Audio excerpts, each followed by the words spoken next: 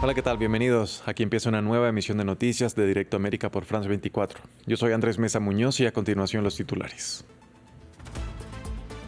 Israel aprobó en la primera de 4 votaciones un proyecto de ley que impone la pena de muerte a militantes palestinos por asesinar a ciudadanos israelíes. De ser aprobada, la medida pondría fin a acuerdos de liberación de prisioneros, pero varios partidos han dicho que no la apoyarán.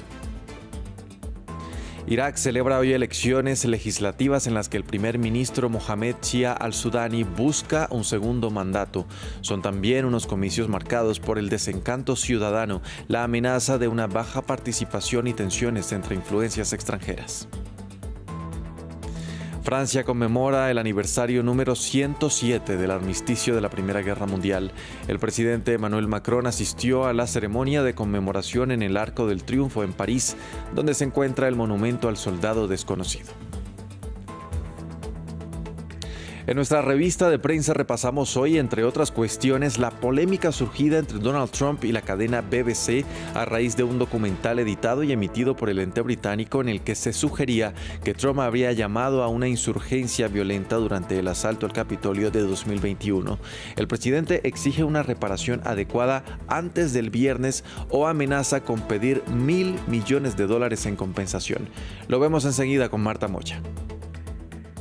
Y en nuestra crónica de economía les contaremos sobre la batalla legal que libra el gobierno de Estados Unidos con los fiscales demócratas de algunos estados como parte del cierre administrativo del gobierno que ya cumple 42 días. En breve lo comentamos con Daniela Blandón. Empezamos.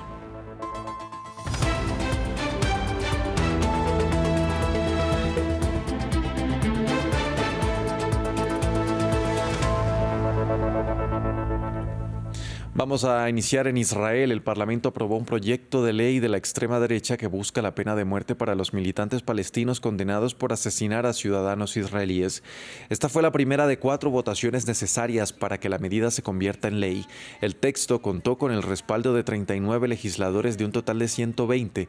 16 votaron en contra y varios partidos ya advirtieron que no respaldarán el proyecto.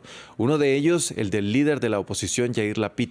Israel abolió la pena de muerte por asesinato en 1954 y según la extrema derecha, reanudarla significaría que no habrá más acuerdos para la liberación de prisioneros. Cambiamos de tema. Los iraquíes acuden a las urnas para elegir un nuevo parlamento. Algunos ciudadanos han ejercido su derecho al voto en unas elecciones legislativas que definirán el futuro de varios de los principales cargos del Estado. Sin embargo, el escepticismo en la clase política ha derivado en una escasa participación en las votaciones hasta el momento. Más detalles en el siguiente informe. Son las sextas elecciones legislativas iraquíes desde el derrocamiento de Saddam Hussein por los estadounidenses en 2003 y por el momento no hay mucha gente en los colegios electorales. Ya hemos registrado una veintena de votantes durante la primera hora. Esperamos que en las próximas horas todos los iraquíes acudan a las urnas a votar. Con 329 diputados, de los cuales al menos un tercio son mujeres, el nuevo parlamento, elegido por 4 años, tiene la responsabilidad de designar a su presidente, cargo que debe ocupar obligatoriamente un suní, pero también de elegir a un nuevo jefe de Estado, cargo en gran medida honorífico reservado a un kurdo, y por último, de elegir a un primer ministro que debe ser chiita. El actual titular, Mohamed Shia al-Sudani, espera por otra parte presentarse a un segundo mandato. Felicito al pueblo iraquí, resiliente y valiente, que ha hecho grandes sacrificios para que el poder y la toma de decisiones le pertenezcan, lo que le permite forjar su propio destino y su futuro político. El futuro gobierno deberá intentar mantener la estabilidad actual del país, buscando obtener a su vez un equilibrio en sus relaciones con Irán y Estados Unidos. La población iraquí también espera que se realicen inversiones en las infraestructuras obsoletas del país. Sin embargo, la escasa confianza que se tiene en la clase política iraquí hace temer una baja participación, quizás incluso inferior al 41% registrado en 2021, que ya era la cifra de participación más baja desde la caída de Saddam Hussein. La Fiscalía turca solicitó 2.000 años de prisión para el alcalde de Estambul, Ekrem İmamoğlu, quien se encuentra encarcelado desde marzo a la espera de juicio por cargos de corrupción que él y el principal partido de oposición niegan. En la acusación, el fiscal jefe de Estambul señaló también a otras 401 personas de participar en una red de corrupción que supuestamente causó daños al Estado por más de 3.800 millones de dólares. Pasamos a Pakistán. Al menos 12 personas murieron tras un ataque suicida reivindicado recientemente por los talibanes pakistaníes que ocurrió frente a un edificio judicial en la capital, Islamabad. De acuerdo con el gobierno, el atacante habría intentado entrar a dichas oficinas a pie, pero detonó el artefacto en la parte de afuera cerca de un vehículo policial. El hecho también dejó otras 27 personas heridas. Mientras tanto, en la vecina India, los familiares de los muertos que dejó el atentado ayer en Nueva Delhi empezaron a reclamar los cuerpos de sus seres queridos. El lugar permanece acordonado desde anoche y hay restricciones sobre el tráfico después de que la explosión ocurrida cerca del histórico Fuerte Rojo dejara al menos 8 personas muertas y 20 heridas. El primer ministro Narendra Modi prometió llevar ante la justicia a todos los responsables. Deseo asegurar a mis ciudadanos que los principales organismos de investigación del país están llevando a cabo una investigación rápida y exhaustiva sobre el incidente. Los resultados de la investigación serán públicos próximamente. Quiero asegurar firmemente a la nación que los responsables de esta tragedia serán llevados ante la justicia y no quedarán impunes bajo ninguna circunstancia. El Ministerio de Comercio de China anunció nuevas restricciones a la exportación de 13 sustancias químicas que son empleadas en la elaboración del fentanilo, una droga superpotente ligada a miles de muertes por sobredosis en todo el mundo. El gigante asiático, que es el principal exportador mundial de componentes para la industria farmacéutica, limitará el acceso a estas sustancias y requerirá licencias y permisos para su exportación a varios países. La medida forma parte de los acuerdos alcanzados entre el líder chino Xi Jinping y el presidente Donald Trump durante la última reunión sostenida en Corea del Sur a finales del mes pasado. Nos lo cuenta Jesús Yahuri. China endurece los controles sobre las sustancias precursoras del fentanilo. El Ministerio de Comercio chino anunció el lunes que incluirá 13 químicos en el catálogo de precursores empleados en la elaboración de esta droga letal y exigirá de ahora en adelante licencias para su exportación. La medida sería uno de los compromisos asumidos durante la reunión entre el líder chino Xi Jinping y el presidente Donald Trump en Corea del Sur, en la que ambos negociaron acuerdos a cambio de aligerar las tensiones de la guerra comercial. China es el mayor exportador mundial de insumos para la industria farmacéutica. La medida impone controles en la exportación de 13 sustancias hacia Estados Unidos, México, Canadá, Myanmar, Laos y Afganistán. El fentanilo es un opioide sintético muy potente. 2 miligramos se consideran una dosis potencialmente letal. Al menos 45.000 muertes por sobredosis vinculadas a este estupefaciente ocurrieron en 2024 en Estados Unidos. Gran parte de los precursores químicos usados para fabricar estas sustancias se envían desde China a México, donde los carteles terminan de procesar la droga antes de introducirla de contrabando en Estados Unidos. Durante su primer mandato, Trump declaró la crisis de opioides como una emergencia nacional de salud pública y se mostró confiado en la renovada colaboración con China previo a su última reunión con Xi en Corea del Sur. Espero reducir los aranceles porque creo que nos ayudarán con la situación del fentanilo. Van a hacer lo que puedan. China va a colaborar conmigo. Es una reunión importante y el fentanilo será uno de los temas que vamos a tratar. El gobierno chino también anunció que suspendería durante un año los controles a la exportación de minerales críticos necesarios para fabricar algunos semiconductores, explosivos, municiones perforantes, baterías y reactores nucleares. En Japón se ven los primeros coletazos de las políticas de Sanae Takaichi. Este país y China se enfrascan en una creciente disputa después de que la primera ministra japonesa declarara que el conflicto con Taiwán podría desencadenar un despliegue militar. El pronunciamiento de la mandataria, aunque inédito por parte de líderes japoneses, reafirma un aparente cambio drástico en la política de seguridad japonesa de posguerra. China, Taiwán y Estados Unidos respondieron. Los detalles los tiene Samuel Salgado Castro. Un eventual ataque de la República Popular China a Taiwán podría amenazar la supervivencia de Japón, según la nueva primera ministra de ese país, Sanae Takaichi. un término legal creado en 2015 que permite a los primeros ministros de Japón desplegar las Fuerzas Armadas. El gobierno de Xi Jinping, que ha reafirmado su compromiso con la política de una sola China, respondió con firmeza a lo que parece ser un cambio drástico en la política de seguridad japonesa de posguerra. China insta a Japón a reflexionar sobre la cuestión de Taiwán y sus responsabilidades históricas, a respetar el principio de una sola China y el espíritu de los 4 tratados políticos entre China y Japón, y a dejar de cruzar líneas rojas y enviar señales negativas a las fuerzas separatistas que abogan por la independencia de Taiwán. La creciente tensión entre Beijing y Tokio causó la intervención de Estados Unidos. El embajador estadounidense en Japón, George Glass, afirmó el lunes que el cónsul de China en la ciudad japonesa de Osaka amenazó a la primera ministra Takaichi y al pueblo japonés tras una publicación del diplomático chino en X que instaba a cortarle la cabeza al entrometido, en aparente referencia a la primera ministra japonesa. En Taiwán exigieron respeto a Sanae Takaichi. Estas acciones inapropiadas por parte de los diplomáticos chinos solo dañarán la imagen de su propio país. Hasta antes de los comentarios de Takaichi el pasado viernes, los líderes japoneses habían evitado mencionar a Taiwán en la discusión de posibles despliegues militares, manteniendo una ambigüedad estratégica que también favorece el principal aliado de seguridad de Tokio, Estados Unidos. Filipinas sufrió en 2 semanas otro tifón que cobró la vida de al menos 8 personas. La virulencia de estos fenómenos atmosféricos ha llamado la atención de la comunidad científica. Los expertos destacan que serán cada vez más frecuentes en medio de una realidad precisamente de cambio climático. A continuación, ampliamos en el siguiente informe. Parecía difícil, pero cuando Filipinas se levantaba de Kalmaegi, llegó Phunwong. Al menos 230 personas han muerto a consecuencia de los 2 fenómenos. En toda mi vida y en los años que he vivido aquí, puedo decir que ese es el tifón más fuerte que hemos sufrido. El río se desbordó y muchas casas sufrieron daños.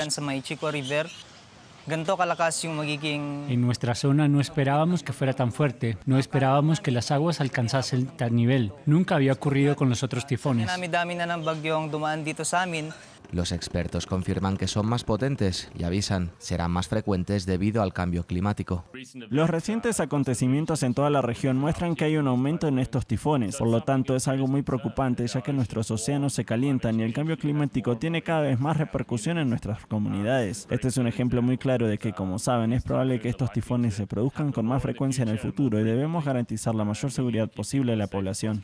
Según apunta, la región entera corre peligro. Bañada por el Océano Pacífico, estas aguas se calientan a un nivel sin precedentes. Bueno, los trópicos del sudeste asiático son realmente un punto caliente en cuanto a los efectos del cambio climático. Tenemos patrones de precipitaciones cambiantes, ciclones cada vez más intensos, poblaciones en crecimiento, especialmente en las zonas costeras, que van a estar en peligro. Por lo tanto, se trata realmente de un hervidero de actividad en lo que respecta a los riesgos naturales y sus efectos sobre la población. Filipinas, Vietnam, China o Taiwán. Los países víctimas de los virulentos tifones son cada vez más numerosos, mientras la comunidad científica no se cansa de explicar los riesgos del cambio climático. Pasamos a Francia, que conmemora el aniversario número 107 del armisticio de 1918 que puso fin a la Primera Guerra Mundial. El presidente Emmanuel Macron participó de la ceremonia anual en el Arco del Triunfo, donde se encuentra el monumento al soldado desconocido y donde se rindió homenaje a los militares caídos. Y pasamos a Ucrania. Rusia llevó a cabo una nueva serie de ataques con drones que dejaron al menos una persona muerta en la ciudad de Kramatorsk e hirieron a otras 3 en la región de Kharkiv. Nuestra enviada especial, Catalina Gómez Ángel, nos amplía. Los ataques de anoche que dejaron al menos esa persona muerta fueron bastante particulares porque fueron 7 drones en casi menos de media hora. Se sintieron pasar muy cerca aquí en el centro de la ciudad donde nos encontramos y se dirigieron a varias partes, especialmente hacia la parte sur, a una área residencial donde residen tanto civiles como militares. Allí destruyeron 30 casas. Estuvimos esta mañana, la destrucción de algunas de ellas es total, algunos quedaron heridos y vimos incluso cómo sacaban a una de estas personas que había fallecido en la noche de ayer. Pero eso no es nuevo en Kramatorsk, que estos ataques obviamente se han dado desde el comienzo de la invasión a gran escala. Tiene picos donde esta presión rusa se incrementa y estamos en uno de ellos, que esto es normal en este momento en todas estas áreas cercanas al frente de batalla. Aquí estamos muy cerca a la ciudad de Konstantinivka, que es donde se libra una de las principales batallas en este momento en la zona del Donbass, también en la ciudad de Drushkivka, donde aumenta la presión. Y es que lo que dicen los analistas que está pasando es que a pesar de que todavía están muy lejos las tropas, la presión rusa es intentar de hacer que estas ciudades sean invivibles. Así que la destrucción cada vez es mayor y los ataques contra áreas civiles también en un intento porque la población se vaya de estas zonas y, como decía anteriormente, hacer que sean prácticamente habitables. Llegó el momento de nuestra revista de prensa. Y para hacer un repaso sobre lo que dicen los principales medios de comunicación alrededor del mundo, saludo a esta hora en el estudio a mi compañera Marta Moya. Marta, ¿qué tal? Buenos días. Hola Andrés, buenos días. Marta, vamos a abrir esta revista de prensa en Reino Unido porque la cadena británica BBC se enfrenta a una crisis sin precedentes tras la renuncia de 2 directivos en las últimas 48 horas. Esto después de la polémica surgida con Donald Trump, que amenaza al ente con una demanda millonaria por presunta difamación. Repasemos un poco el caso con los titulares que nos llegan precisamente desde la propia BBC. Sí, Andrés, vamos a repasar lo que dice la cadena británica, que nos ofrece un poco de contexto alrededor de la noticia. Concretamente, todo empieza hace unos días, la semana pasada, cuando el periódico británico Daily Telegraph filtra un memorando interno de la BBC redactado por un antiguo asesor de la cadena británica en el que se la acusa de parcialidad editorial en asuntos como la cobertura de Gaza, las cuestiones transgénero y también sobre la presidencia de Donald Trump. Sobre la cuestión del presidente de Estados Unidos es donde radica esta polémica actual que involucra a la BBC. Concretamente, 2 directivos, como decías, de la BBC han renunciado en las últimas horas a raíz de ese memorando filtrado por el Daily Telegraph y lo hicieron el domingo por las presiones internas del ente británico. Especialmente el punto de la polémica es un documental que se emitió hace más de un año, una semana antes de las elecciones presidenciales de Estados Unidos en 2024, en el que se acusa a la BBC de editar, cortar y pegar partes del discurso en el que Donald Trump en el año 2021 parece que diera a entender que llamar a sus fieles a una confrontación violenta en esa marcha que finalmente desembocó en el asalto al Capitolio el 6 de enero de ese año 2021. A raíz del memorando, ahora el presidente, ayer mismo Donald Trump, amenazaba al ente británico con una demanda de $1.000 millones por difamación si no se retractan, ha dicho, de manera justa antes del viernes. Ese es el contexto que nos ofrece precisamente la cadena británica. Otro medio que registró esta noticia fue Político. Sí, Andrés, y Político titula hoy: la disputa de la BBC con Trump no podría llegar en peor momento. ¿Por qué? Bien, pues nos recuerda este medio que en paralelo a la crisis de credibilidad actual de la emisora, este ente de Reino Unido se prepara para iniciar una tensa ronda de negociaciones entre los altos ejecutivos y el gobierno de Keir Starmer sobre las normas que debe acatar la cadena pública, así como su financiación. Textualmente dice Político: el resultado determinará si la legendaria BBC, otrora voz de un imperio, sobrevive en una forma similar a la actual. Lo que dice Político se antoja complicado por el clima de extrema polarización en Reino Unido y sobre todo por el modelo de financiación, que recordemos es por canon, es decir, todos los hogares que sintonizan la BBC tienen que pagar anualmente un canon al Estado, y esto preocupa ahora en medio de las subidas de impuestos por el gobierno de Keir Starmer. Bien, y vamos a finalizar con lo que dice The Guardian. También este medio británico nos pone, eso sí, el foco en Donald Trump y titula hoy en su análisis web lo siguiente: el ataque del presidente contra los medios de comunicación se globaliza. Este episodio forma parte, dice The Guardian, de una campaña por parte del presidente republicano y su equipo más cercano destinada a mantener en alerta a todos los medios de comunicación que cubren al propio Donald Trump, no solo ya a escala nacional estadounidense, sino ya incluso a nivel internacional. Si esto prospera y la demanda se efectúa a finales de esta semana, como ha amenazado el propio Trump, dice el análisis del Guardian, se abriría una caja de Pandora casi infinita, porque Donald Trump podría revisar todas las declaraciones que se han hecho en todos los medios de comunicación del mundo alrededor del polémico asalto al Capitolio del 6 de enero de 2021. Bien, un precedente bastante preocupante. Y un presidente para algunos también. Marta, nos vamos ahora a Estados Unidos. Vamos a quedarnos ahí en Estados Unidos porque parece que el cierre del gobierno federal, el conocido shutdown, se acerca a su final después de convertirse la semana pasada en el más largo de la historia. Vamos a repasar lo que dicen los medios al respecto. Empezamos, por ejemplo, con The New York Times. Precisamente el Times pone el foco también en el presidente republicano y titula: para Trump nada estaba fuera de los límites durante el cierre de gobierno. El mandatario ha tomado medidas que ninguna administración previa había tomado durante un shutdown. Todo para presionar a los demócratas, algo que habría funcionado a raíz de la votación ayer en el Senado favorable para terminar con este cierre federal del gobierno. Entre las medidas de Trump destaca el Times 3 de ellas. Primero, Trump recortó los cupones de alimentos para millones de estadounidenses en condición de vulnerabilidad.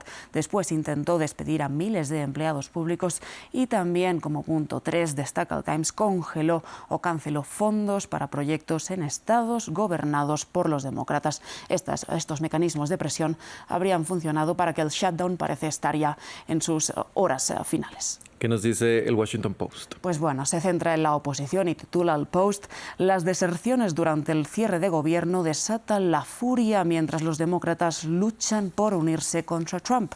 Recordemos, ¿no? Esa votación anoche en el Senado votó a favor de terminar con el shutdown. Entre ellos, 8 demócratas fueron los que se sumaron a los republicanos. Estos demócratas fueron criticados dentro de sus propias filas por capitular hacia el partido contrario. Los republicanos enfrentan ahora, dice el Washington Post, acusaciones de falta de liderazgo y bajeza moral por aprobar un proyecto presupuestario que no está acorde con los intereses generales del partido. Bien, y vamos con lo que dice National Review Post. Efectivamente, este medio conservador, que se pone siempre del lado de los republicanos, titula hoy: podemos dejar ya de fingir que fueron los republicanos quienes paralizaron el gobierno. Por último, el medio Vox titula hoy: los demócratas nunca iban a ganar la batalla por el cierre de gobierno, porque Trump y el Partido Republicano nunca cedieron a las demandas sustanciales legislativas de los demócratas, aunque a largo plazo puede que los demócratas puedan hacer suya este cierre de gobierno y ganar las elecciones de medio mandato en 2026. Marta, muchas gracias por este repaso a la prensa internacional. A ti, Andrés, muchas gracias. Y de revista de prensa pasamos ahora a las noticias de la economía. Y para hablar de números, como es costumbre, ya se encuentra conmigo en el estudio nuestra editora de economía, Daniela Blandón. Daniela, ¿qué tal? Buenos días. Muy buenos días, Andrés. Daniela, vamos a comenzar, por supuesto, en Estados Unidos. Parece que se acerca ya el fin del cierre administrativo. Bueno, al menos eso es lo que parece, porque los republicanos en el Senado lograron avanzar el lunes en un paquete de presupuesto que pondría fin a este cierre, que llegó el martes a su jornada 42. La propuesta fue respaldada por 8 senadores demócratas que sacrificaron esa principal exigencia de su partido durante el cierre, que es más largo en la historia del país, que cuáles los subsidios a la salud. Esa historia nos la cuenta Jesús Yajure.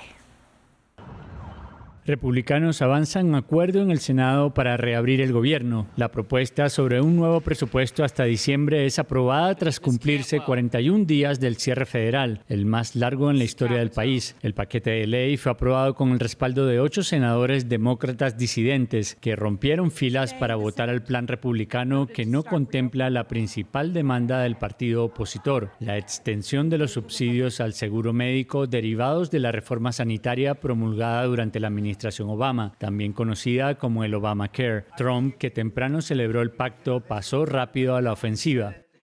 Todos los controladores aéreos deben volver al trabajo ya. Cualquiera que no lo haga sufrirá una importante reducción de su salario.